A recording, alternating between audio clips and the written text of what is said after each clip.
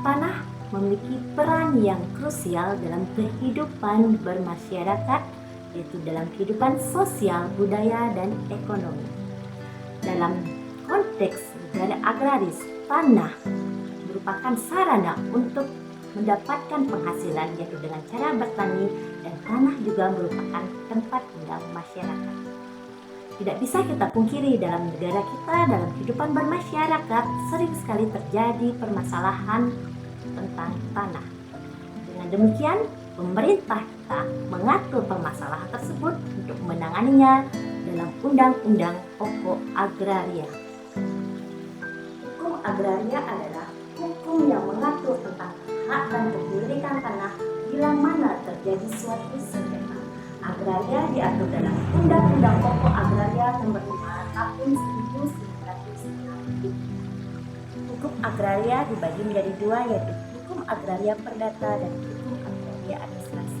Yang mana perbedaan antara kedua hukum itu adalah hukum agraria perdata yaitu hukum tentang kepemilikan tanah, sedangkan hukum agraria administrasi hukum tentang permasalahan tanah. Pada pasal hukum pertanahan nasional dikenal adanya 3 entitas, yaitu pertama tanah negara, kemudian tanah hak milik, dan tanah wilayah. Tanah negara adalah tanah yang dikuasai oleh negara dan digunakan oleh negara untuk kepentingan bangsa dan negara. Sedangkan tanah hak milik adalah tanah yang dikuasai oleh perseorangan yang dimiliki karena adanya jual beli. Dan yang terakhir, tanah wilayah adalah tanah yang dikelola secara turun-temurun karena adanya hukum adat. Kita juga mengenal adanya hak-hak atas tanah, yaitu hak milik, hak pengelolaan, dan hak perseorangan. Yang dimaksud dengan hak milik adalah hak yang terkuat dan terpenuh yang dapat dimiliki atau dipunyai oleh seseorang atas tanah tersebut. Sedangkan hak pengelolaan adalah hak yang dikuasai dari negara yang mana sebagian kewenangannya dilimpahkan kepada pengelolanya. Yang terakhir adalah hak perseorangan, yaitu hak yang bersifat individual yang bersumber pada hak bangsa.